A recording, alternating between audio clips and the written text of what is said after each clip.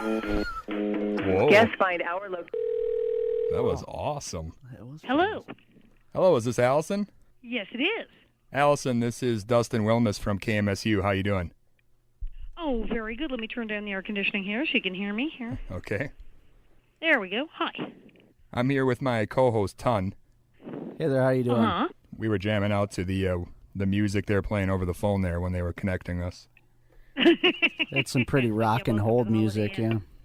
It was pretty funky. Is that kind of a funky place you're staying at? Is there like disco balls in the rooms? I think so.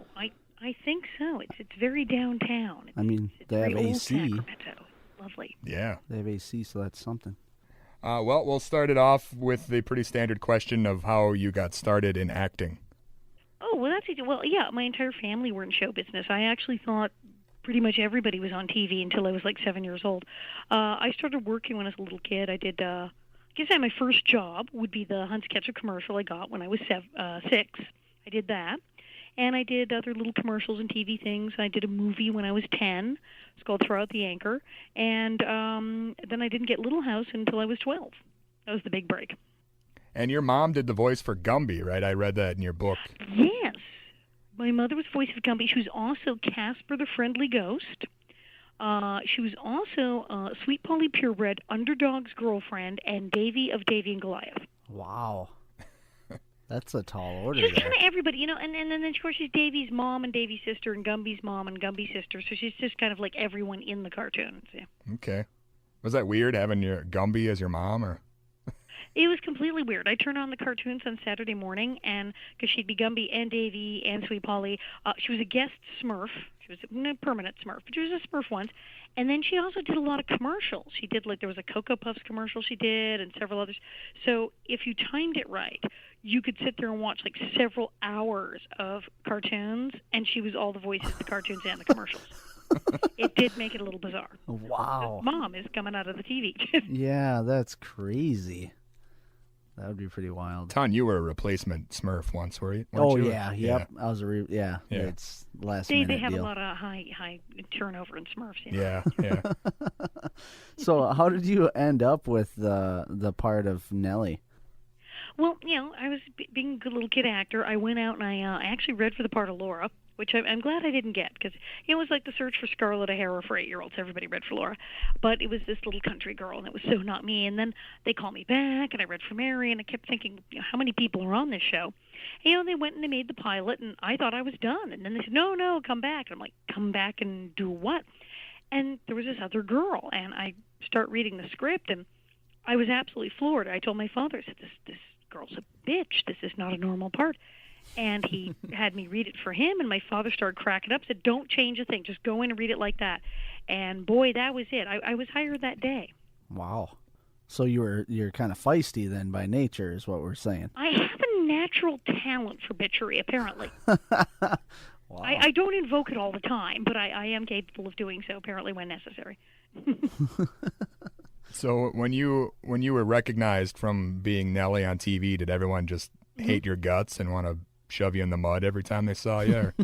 Pretty much. I mean, obviously, I do have my following. I do have the people who said, no, I liked your character best because Laura and Mary were too sappy and good. And, you know, now people seem to have clued in that it's a TV show and say, yes, I liked your show. You were a good actress. I hated you, but I know it's not you. But, yeah, there's actually been occasions where people completely freaked out. They decided that was not acting, that Nellie Oleson was real. And I have had people, I was in the Christmas parade in Hollywood. I got hit in the head with a cup of orange soda. Oh, wow. And a couple little girls at a charity fair kicked me in the butt, knocked me to the pavement. Yeah, some people have gotten seriously out of control over it. Whoa. Oh, man, that's amazing. Little girls kicking you down. That's yeah, wow. And they thought it was funny as hell. They were well, because you know, to them it was like, you know, they was like that was the one time I went in costume, so they were just like, oh, it's like some cartoon character. Let's beat the crap out of her. And it's like, oh, ow, real person. Oops. So what was it like on the set of Little House? Was it just kind of like weird to have to go back in time and churn butter and shoe horses and stuff? Yeah, well, it was bizarre because we were, you know, shot in the 70s. But we kept going out on location. I mean, sure, when we were at Paramount Studios or MGM, it was the same as any TV show. You know, you walk out of the sound stage and you're still back in the present time. But we'd go out to Simi Valley, which is a place out in California, the Big Sky Ranch. And, you can't get a cell phone signal there now. And so in the 70s, there's no phones. The nearest phone's a mile away. They had radio and TV in, like, the dressing room trailers, but it didn't work. You're in the middle of nowhere, couldn't get a signal. So you got out there, no air conditioning, no radio, no TV. The only toilets are porta potties, which are essentially the plastic version of an outhouse. And you got put into your 1800s clothes and stayed in them. And you just stayed there. And since you had no communication with the outside world for the entire day, and you didn't have any electronics of any kind, and you were clumping around in the dirt and the scrub and the bushes in your 1800s clothes, within a couple of hours, you kind of got convinced you'd gone into the Twilight Zone. You didn't really have any trouble imagining what it was like to live in those times. The Ingalls Zone, right? The Ingalls Zone. Exactly. Went back into the Ingalls Zone. Yeah. That was a Little House joke, Ton. You got to keep up with me. I got it. Come on. They catch on, those diehard fans. We call the diehard fans either houseies, like Trekkies, or my favorite, bonnet heads. Bonnet heads, I like that. The bonnet heads. Bonnet heads do show up a lot at my book signings and events. It's great. I think I'm one of those. Dusty's definitely Are you a bonnet head? head. It's not the manliest thing to admit to, maybe, but well, maybe we could call you, like, I don't know, an Almanzo-ite or something. No, Yeah. he's a bonnet head, I would say. I went over to Dusty's house one night it had to be like 3 a.m. or something, just totally at random, and there he was, tucked in bed with his little PJs, watching Little House, like he was on a Little House marathon. And I'm not going to ask what the heck you were doing at his house at 3 a.m. Oh, it's just, you don't want to know, actually, but no. Couldn't sleep and just... Yeah, it was something like that. It was just one of those random, crazy things. Aren't you in, like, Mankato? Yep. yeah. You are. Well, you're in the Ingalls Zone. You're in freaking Mankato. We're in the big city. Like, in case, your horse breaks a leg or you have, scarlet fever or something, you'd be heading on up here. That's right. That's right. That's where, you'd go to get the quinine for the, anthrax outbreak. Yeah, that's where Doc Beck, we got to go to Mankato, get supplies. Yep. I have actually been to Mankato, weirdly enough. Recently, or? No, about, 91 or 2. I went to Walnut Grove, and they actually did a thing where I was staying in Minneapolis, and it was the Bringing Nellie Home picnic. So we all got in a van and went to Sleepy Eye and Mankato and all the towns on the way, and then stopped at Walnut Grove. Wow. It was great fun. I was going to say, you didn't have anthrax or something, I hope, or? No, Okay. or typhus. We had all the fun diseases on the prairie, typhus, anthrax. They always tended to have those episodes toward the end of the year, though. And I think that was so if you asked for a raise, you could just die during the hiatus. They could say you had a relapse. The anthrax gotcha. Yeah, wow. Were you upset that your character was never lost in an orphanage fire or went blind or got a rare blood disease or something like that? That's right. I lived. I mean, people in that show just died in the most ghastly manner. I was very relieved that actually I'm really glad I didn't burn in a fire and have to use the baby as the battering ram there, like Mrs. Garvey. That was rough. But yeah, I didn't get any horrible diseases or die in a buggy crash. I technically, as far as we know, I lived. Now Albert, Matt Laberto, his character Albert, there's kind of a problem there because when he got over the Albert is a junkie episode, they said he lived, and then later he got a mysterious TV disease, and it looked like he died.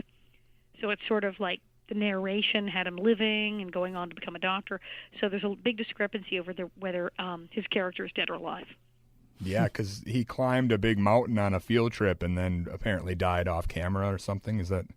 Well, yeah, that's it. Now, Matt, who played Albert, he insists he's still alive. He says, no, you never saw the body. I made a miraculous recovery in the end off camera. So, It's possible that he could have blown up in the explosion when they destroyed Walnut Grove. Well, that's true. And then he could have gone up, exactly, in the blast. Then he went to Highway to Heaven. That's a different Landon show.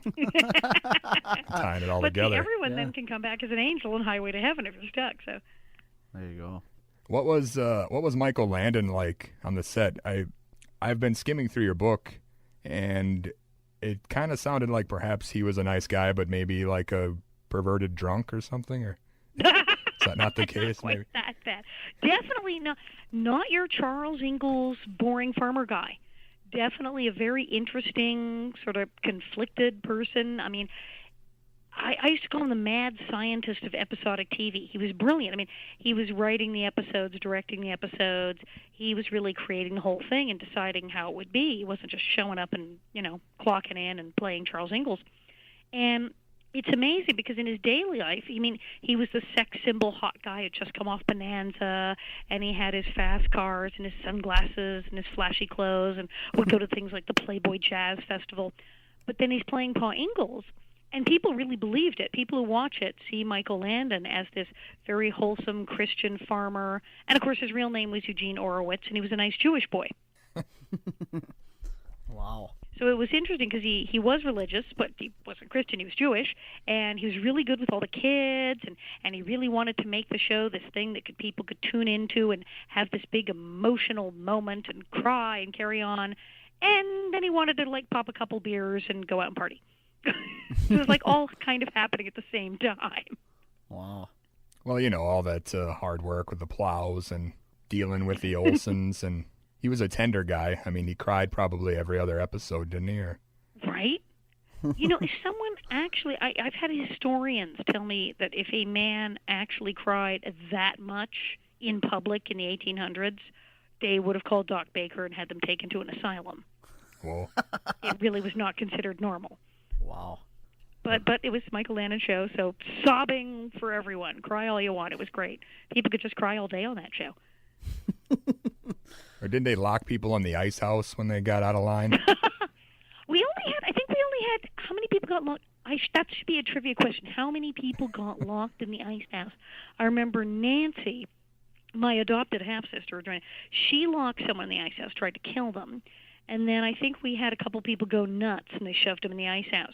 So that would be a good question. Figure out, over the 9 years, how many people got locked in the ice house. Yeah. That's why you should be watching this, Ton. It's heavy duty. You're good. Yeah, you're right up there. You're in the ranking stuff. Yeah, I got to keep track of these things. Mm. So what was some of your favorite Little House memories? Oh man, it was really a cool place to work. I guess. Well, I do love the episode where I go down the hill in the wheelchair, because that's just not something you normally get to do. It's not something that comes up in your normal job, that you'll be now strapped into a wheelchair and kicked down a hill into a pond. So I found that very exciting. Wow. Did you get paid extra for stunt work then, or? Right? You would think. No, that was the scary part. Is very often we're doing our own stunts. Melissa Gilbert and I were in the river. We did our own fight scenes. We choreographed our own fight scenes, and I was always getting things poured over my head or beaten up. And nope, got paid the same. That's the thing. If you would have been actually injured, they would have just wrote you off with some kind of weird blood disease, and then you would have been out of there. Yep. Anthrax, buggy crash. Yep, that'd be it. Then they would have found some sort of wild boy or something on the side of the road and replaced you. Well, they sort of did do that creepy thing with Nancy. Like I said, my character got married off and moved out of town, but then Mrs. Oleson goes insane, has a meltdown, and adopts another little girl, and she basically has Nellie cloned. She gets this other evil little girl and does her hair the same way. So they had a mini-me, Nancy. And then they brought in Shannon Doherty and Missy Francis and kind of had the miniature Laura thing going on. It was very bizarre. Weird. Yeah, the Ingalls had 9 orphans or something, didn't they, at one point? Yeah, once they started, Albert was the first, was when they adopted Albert. And after that, absolutely every single character on the show adopted a child, if not several. It was just adopted crazy. See, that's Minnesota nice. That's what that's. Do you adopt people that often in Minnesota? Is that true? Well, does everyone in Minnesota have 3 or 4 adopted children? Sometimes. We'll bring them in and we'll teach them sign language and get them cleaned up, and it's the right thing to do. Boys running through the fields in Minnesota that need to be taken in. A lot of morphine addictions around town. Yeah. A lot of feral children out in the pasture. Yeah. Somebody's got to take care of them. So, were there any really weird moments that stick out, or any fist fights or anything weird like that you remember happening on set? We did actually get along pretty well. I talk about in the book that Melissa Gilbert and I really hit it off right away and became best friends. And Melissa Sue was more the haughty cheerleader type who wouldn't have anything to do with us.